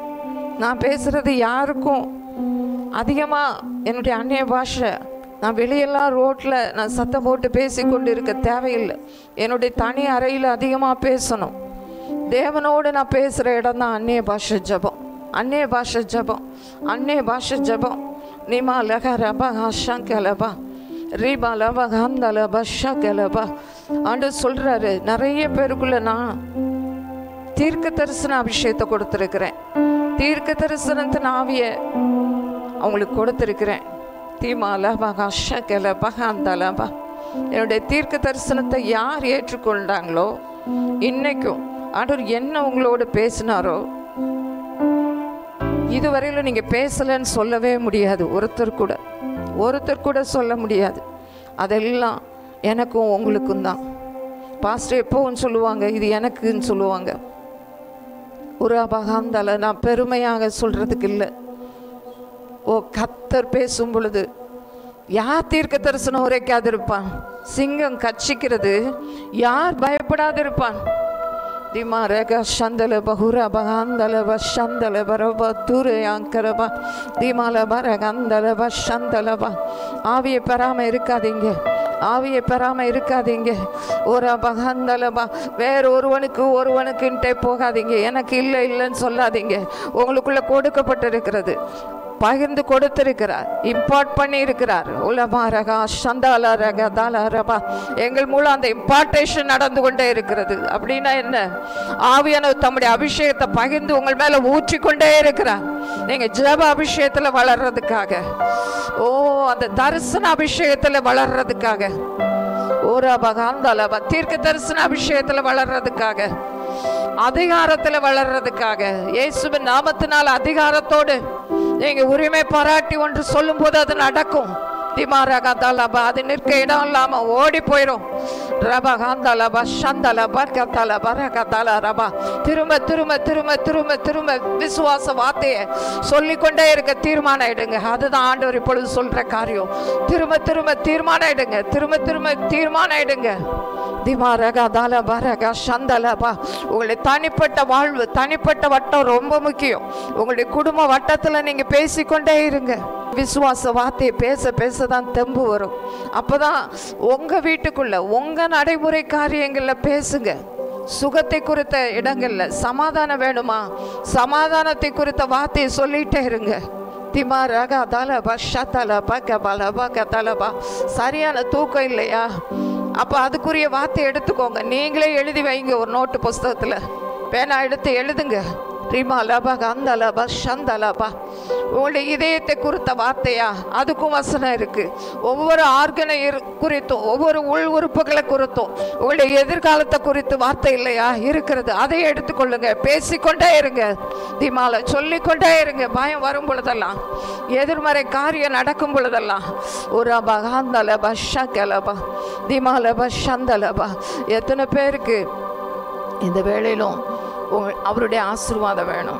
ஆண்டவர் என்னை ஆசீர்வதிப்பார் என்று சொல்லி விசுவாசிக்கிறவங்க மட்டும் இப்போ என்னோடு கூட சேர்ந்து ஜெபம் பண்ண போறீங்க. உங்களுடைய வலது கரத்தை உயர்த்தி, ஆண்டவர் என்னை ஆசீர்வதிப்பார், என் ஜனம், என் பீப்புள், மை பீப்புள் என்று சொல்லுவார். என் மகள், என் மகன் சொல்லுவார். இன்னையும் ஃபியூச்சர்லையும் சொல்ல போறார். ரபலபா சந்தலபா ஹந்தலபா. ஓ சந்தலபா. 2 கொரிந்தியர் 9:8 படித்தோம். நீங்கள் எப்பொழுதும் எல்லாவற்றிலும் in all things at all time படித்தோம். அபண்டண்ட்டாக என்ன செய்ய போகிறாரு? ஆசீர்வதிப்பார். சகலவித நல்ல கிரியை, ஒரு வேலை இல்லை, சகலவித நல்ல கிரியை, சகலவித கிருபை, புதிய புதிய கிருபை, புதிய புதிய கிருபை. நான் உயிரோடு வாழ நாளெல்லாம் ஒவ்வொரு நாளும் ஒவ்வொரு காரியத்துக்கும் உரிய கிருபை. ஆண்டோடைய கண்களில் கிருபை. ஹஸ்ஸோ மாலா தீயா வேண்டாமா? நீங்களாவே எல்லாம் சாதிச்சிருவீங்களா? ஆண்டவர் கண்களில் உங்களுக்கு கிருபை வேண்டாமா? மனுஷனுடைய தயவு வேண்டாமா? உராபா ஹாந்தலபா சந்தலபா கபாரபா தீமாலபா ஷகலபா. உண்மையாய் கரங்களை உயர்த்தி ஒவ்வொருவர் மேலும் உடைய ஆசீர்வாதத்தை கூறுகிறோம் அப்பா. ஐ வில் பிளஸ் யூன்னு சொல்கிறத அவங்க ஏற்றுக்கொள்கிறாங்க. ஓ இனியும் ஆசீர்வதிப்பார், ஆசீர்வதிப்பார் சொல்லிட்டே இருங்க. இனி என்ன ஆசீர்வதிப்பா, இனி என்ன ஆசீர்வதிப்பா, இனி என் பிள்ளை என் மகள்னு சொல்லுவார், சொல்லுவார், சொல்லிக்கொண்டே இருப்பார். ராகா தான ரபகா ஷகலபா ஓ ரபகந்தலபா. கர்த்தரே தேவன் சொல்லுவோமா? கர்த்தரே தேவன், கர்த்தரே தேவன். ஓ நீரே என் தேவன் என்று சொல்லுவோம். நீரே என் தேவன், நீரே என் தேவன் என்று சொல்லுவோம். அந்த பாடலை பாடுவோமா? கர்த்தரே தேவன், கர்த்தரே தேவன். ஓ ஷகலபா. இவ்வளோ நேரம் கூடி வந்த ஒவ்வொருவரையும் நீங்கள் ஆசீர்வதித்து தொட்டதற்காக ஸ்தோத்திரம், பேசியதற்காக நன்றி. உங்களுடைய இரத்தத்தின் வல்லமே ஆண்டவரை ஒவ்வொருடைய ஆவி ஆத்தும சரீரத்தின் மேலும் குடும்பங்களின் மேலே பாதிக்கப்பட்ட ஒவ்வொரு ஆண்டவரை எந்த இடம் பலவீனமாக இருந்தாலும் அந்த இடங்களில் தேவனுடைய பலனை கட்டவிழ்க்கிறோம். சுகமளிக்கிற வரம் இப்பொழுதே கிரியை செய்வதாக, அற்புதமாய் அற்புத வரம் கிரியை செய்வதாக. ஹெட் டு டோ ஆண்டவரை உங்களுடைய பிரசன்ஸ் உச்சம் தலை முதல் உள்ளங்கால் வரையிலும் ஆண்டவரை ஒரு மாற்றம் உண்டாகிறத இப்பொழுதே பார்க்கட்டும், அவங்க சோதித்து பார்க்கட்டும் ஆண்டவரே. ஓ ரபகாந்தலபா. நன்றி இயேசுவே, நன்றி அப்பா, நன்றி அப்பா. ஆமென். உயிர்ப்பிக்க போகிறார். எல்லா வரங்களும் நம் நடுவில் செயல்பட போகிறது. தீர்க்கதரிச வரம் செயல்படுகிறது, வியாக்கியான வரம் செயல்படுகிறது. அதை கண்கூடாய் பார்க்க போகிறோம், அனுபவிக்க போகிறோம். கர்த்தர் அப்படி செய்கிறதுக்காக எல்லாரும் கர்த்தரை ஸ்தோத்திரிப்போம். பிதாவை நீ கொடுத்த எல்லா வார்த்தைகளுக்காக ஸ்தோத்திரம், வசனங்களுக்காக ஸ்தோத்திரம். எங்களை உங்கள் ஜனமாக நீங்கள் வைத்திருக்கிறதுக்காக ஸ்தோத்திரம், நீங்கள் சொல்லுகிறதற்காக ஸ்தோத்திரம். நாங்கள் உண்மை எங்கள் தேவனாக ஆண்டவரை ஏற்றுக்கொண்டபடியே எங்கள் வாயின் வார்த்தையின் மூலமாய் உங்களை எங்கள் அங்கீகரித்து சொல்லுகிறோம். நீர் எங்களை ஆசீர்வதிக்கிற தேவன். சம்பூர்ண ஆசீர்வாதங்களை சகல விதத்திலும் நாங்கள் ஆசீர்வதிக்கப்பட்டிருக்கிற, சம்பூர்ணமாக ஆசீர்வதிக்கப்பட நீ அனுக்கிரகம் செய்கிறதற்காக ஸ்தோத்திரம். இயேசுவின் நாமத்தில் கேட்கிறோம் நல்ல பிதாவே. என் ஆத்துமாவே கர்த்தரை ஸ்தோத்திரி, என் முழு உள்ளமையோட பரிசுநாமத்தை ஸ்தோத்திரி. என் ஆத்துமாவே கர்த்தரை ஸ்தோத்திரி, அவர் செய்த சகல உபகாரங்களை மறவாதே.